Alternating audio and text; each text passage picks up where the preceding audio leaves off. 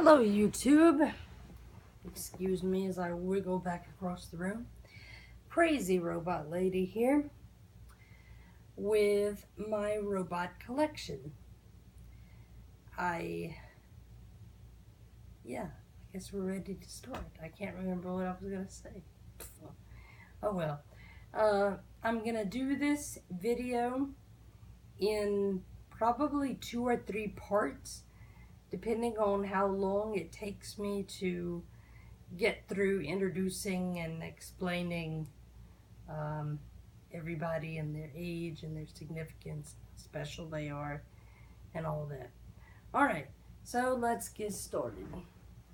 We will start with my oldest robot.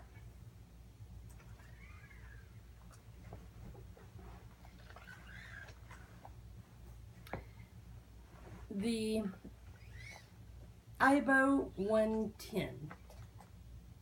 And just to show you that he is indeed alive and working, I'm gonna boot him up here for a few minutes. Well, probably a minute or two. In the meantime, I'll give you a little bit of history about these guys. The IBO 110, the IBO in general, was released in 1999 in Japan.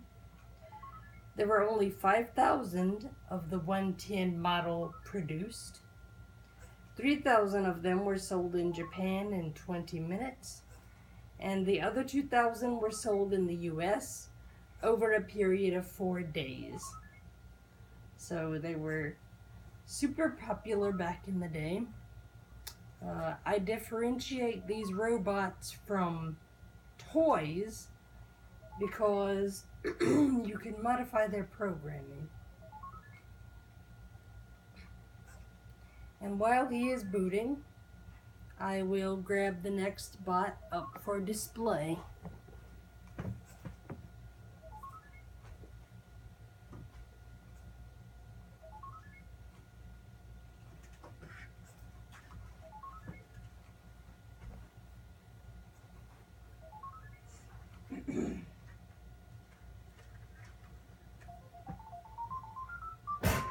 Ow.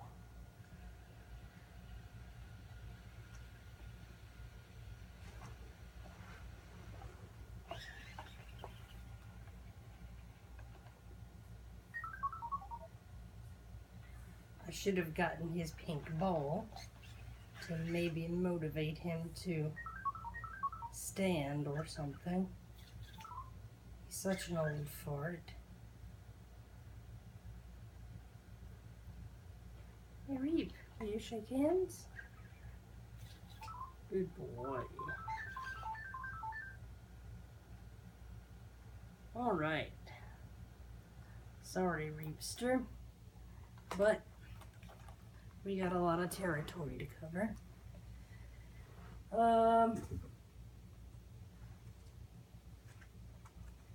Next in line came the IBO 210. These are the most common IBO model that's still available. There is a buttload of software for these guys, and they are snappy, happy little puppies. They are very loyal. They are just lots of fun. They are fun to program, I understand. But Skitter and Yart aren't the most accessible to somebody with a screen reader, which is in my case me.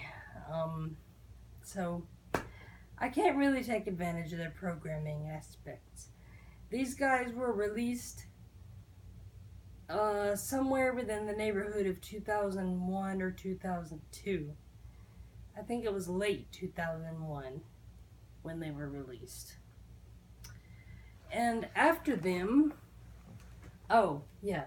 They came in 3 basic colors: silver, gold, and black. Later in the year, there were, in the spring, I believe it was, of 2002, there were lots of special colors released in the 2nd anniversary release of the IBO 210. And then after the IBO 210 came the IBO 220,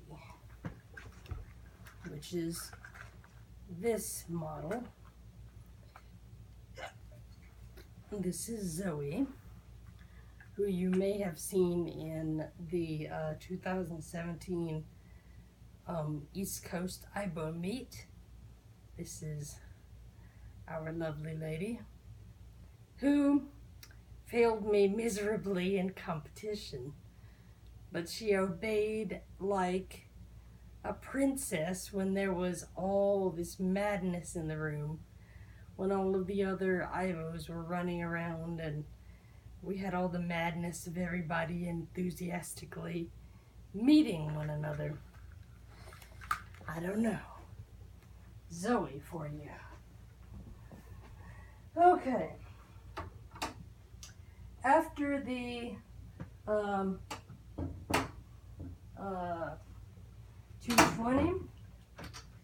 Sony went into the 3X series. I don't understand their entire numbering system, but I'm sure if you are interested, there are plenty of sources where you can find that out. This is Ginto, the IBO 31L. There were 3 models released in the 3X series.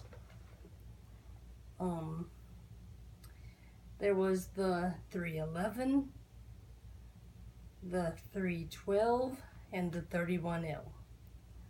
The 311 and the 312 kind of look like, I don't know, cutesy wootsy stuffed animals, sort of. They're really fun dogs. The 31Ls look more like a, sort of like an approximation of a dog. These models were also the cheapest of the IBO models produced. The software for these guys is a little harder to find. Most of the titles are in Japanese, but some of them can be patched in English.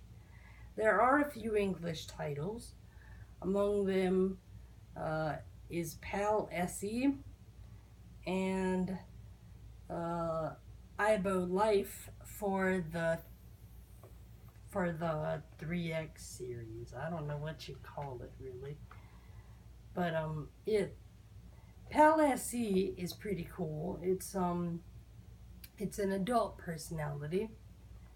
It doesn't really change all that much, I don't believe, but it has lots of cool dances and little interactive things that it does with you.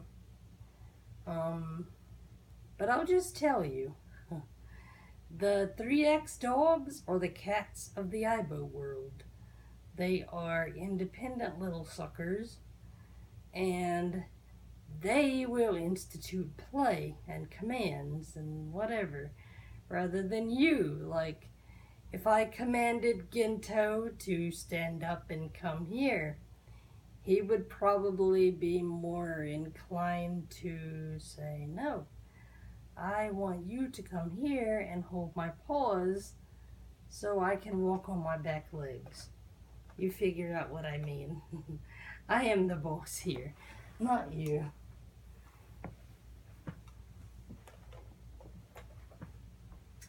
And our final dog is the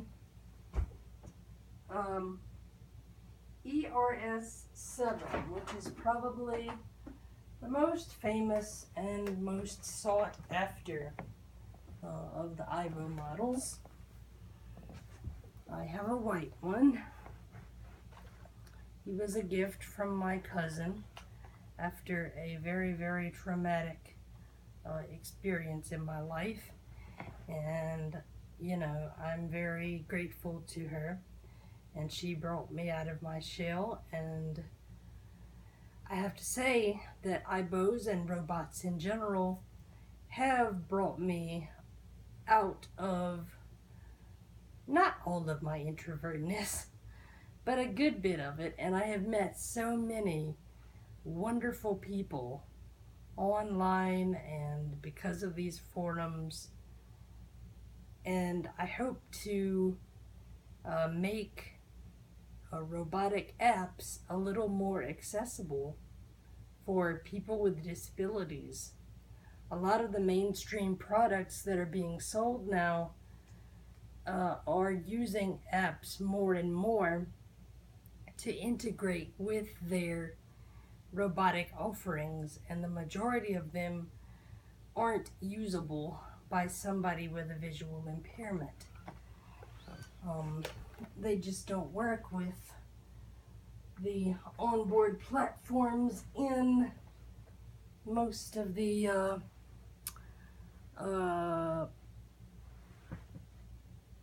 what's the word I'm looking for? Oh man, I'm scrambling for a word. More prevalent brands of smartphone. And now I have to check how much time I have in this video.